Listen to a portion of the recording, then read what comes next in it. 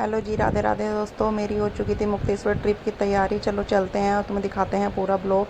ये देखिए मेरे बैग पैक हो चुके थे। ये था मेरा सुंदर सा प्यारा सा हैंड बैग और साथ ही मैंने कपड़ों का बैग लिया था। ज़्यादा कपड़े नहीं लेती हूँ मैं, क्योंकि फिर खुद कैरी करने पड़ते हैं तो बोझ लगता है। चलते चलते रास्ते में लग गई थी भूख और हम उतरे थे हल्दीराम पे। वहाँ का दिखा देती हूँ मैं। एम्बियंस बहुत प्यारा था जहाँ पर मैं रुकी हुई थी। और यहाँ मैंने खाया थोड़ा सा खाना, और खाना खाने के बाद हल्दीराम के बाहर का थोड़ा सा व्यू मैं आपको दिखा देती हूँ। देखिए बहुत सुंदर लग रहा था। उसके बाद हम फिर से बैठ गए अपनी गड्डी में और सोचते सोचते जा रहे थे अपने महादेव के बारे में।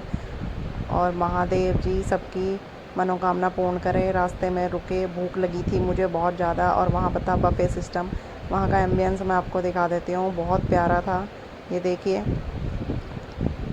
इसको देखकर भूख और ज़्यादा बढ़ जाती है जब आपको कहीं अच्छा बैठने के लिए मिल जाता है। और बाहर बह रही थी एक नदी।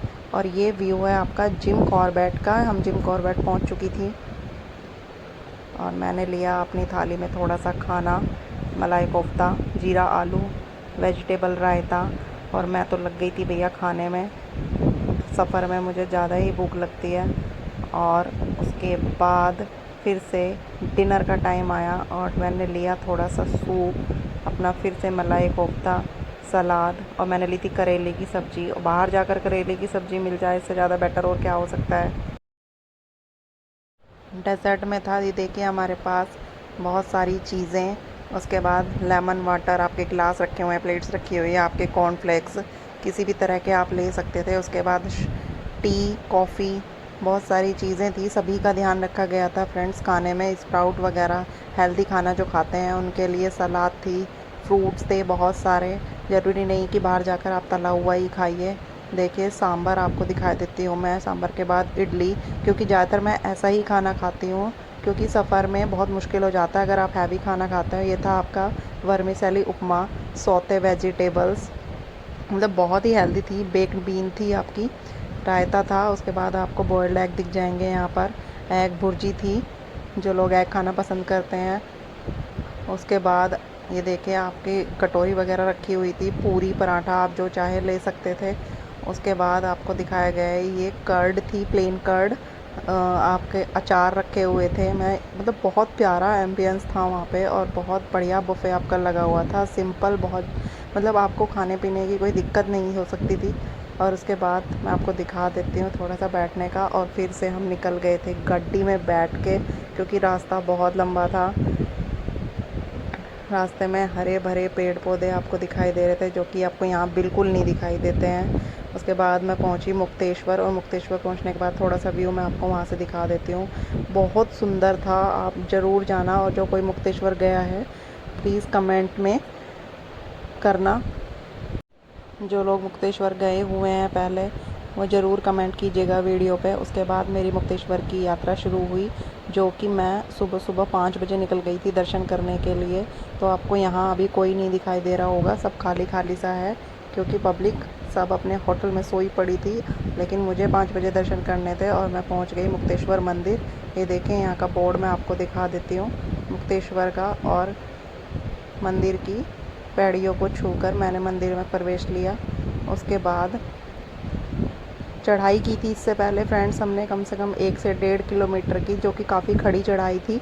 उसके बाद पार करके हम मुक्तेश्वर मंदिर आए। घंटी बजाने के बाद हमने ऊपर रखा। यहाँ पर काफ़ी सारी सीढ़ियाँ थी, ये सीढ़ियाँ पार करके हम ऊपर मंदिर तक पहुँचे थे। रास्ता थोड़ा सा दिखा देती हूँ। ये देखिए मुक्तेश्वर मंदिर जाने के लिए ऊपर का रास्ता है, जिसमें काफ़ी टाइम लगता है जाने में। लेकिन हर हर महादेव नाम लो और चढ़ते चले जाओ, आपका रास्ते का पता भी नहीं चलता। ये देखिए मेरी थोड़ी सी सांस ऊपर नीचे होने लग गई थी इस टाइम पे, क्योंकि काफ़ी देर हो गई थी चलते चलते। ये हो गई मैं लुढ़क पुढ़क, अब चला नहीं जा रहा था तो थोड़ा सा 2 मिनट का रेस्ट लिया था, बैठी थी। और बैठने के बाद फिर से मैंने अपनी चढ़ाई शुरू करी। चढ़ाई थोड़ी सी खड़ी थी, इसलिए थोड़ा सा मतलब सांस हो जाती है ऊपर को, लेकिन कोई दिक्कत की बात नहीं है, आप धीरे धीरे जा सकते हैं। सुबह 5 बजे का 5:30 का टाइम था, तो कोई भीड़ नहीं थी। मैं आराम आराम से ऊपर जा रही थी। और यहाँ फिर से मेरी सांस फूली और मैं फिर से रुकी 2 मिनट के लिए, और मैंने फिर से अपनी चढ़ाई शुरू करी। धीरे धीरे चलते चलते मैं पहुँच गई थी मंदिर। और देखिए यहाँ ऊपर राम मंदिर आपको लिखा हुआ दिखाई देगा साइड में। उसके बाद ये देखिए हमारा मंदिर था मुक्तेश्वर महादेव का। हर हर महादेव। ये देखिए बाबा बोले हमारे अंदर बैठे हुए हैं। मैं आपको दिखा देती हूँ। ये मंदिर की चारों तरफ प्रदक्षिणा पथ था जिस पे आप प्रदक्षिणा लगा सकते थे। और यहाँ मैंने हर हर महादेव जी से कुछ अपने लिए मांगा, कुछ विश्व के लिए मांगा। और यहाँ मैंने थोड़ी देर बाबा जी की बैठ के साधना की, महादेव जी को साक्षात रूप में देखा। मंदिर बहुत खूबसूरत था। अंदर देखिए हमारे महादेव जी बैठे हुए हैं। ये देखिए यहाँ पर आपको सफ़ेद रंग का शिवलिंग दिखाई दे रहा है, बहुत सुंदर।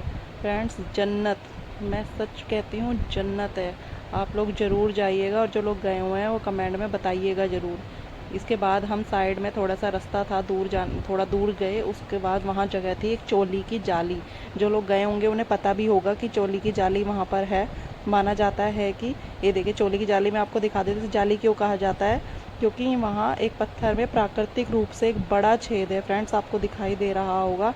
और इस छेद की मान्यता ये है कि बोला जाता है, जैसे हमने भी गूगल पे सर्च किया कि अगर किसी कोई लेडी है और कोई कंसीव नहीं कर पा रही है तो शिवरात्रि के टाइम पे वहाँ पे कोई मेला लगता है, तब वो इस जाली को पार करती है तो महादेव जी उसकी इच्छा पूर्ण करते हैं, जैसा कि हमें सुनाई दिया।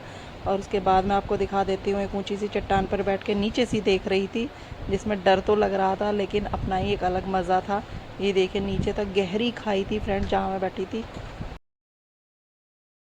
इसके बाद मैं आपको वहाँ का घाटियों का नज़ारा दिखा देती हूँ। देखिए बहुत सुंदर था। नीचे बहुत गहरी खाई थी फ्रेंड्स, बहुत ज़्यादा गहरी, और मैं बिल्कुल किनारे पर खड़ी थी। मिलते हैं नेक्स्ट ब्लॉग में। Bye bye.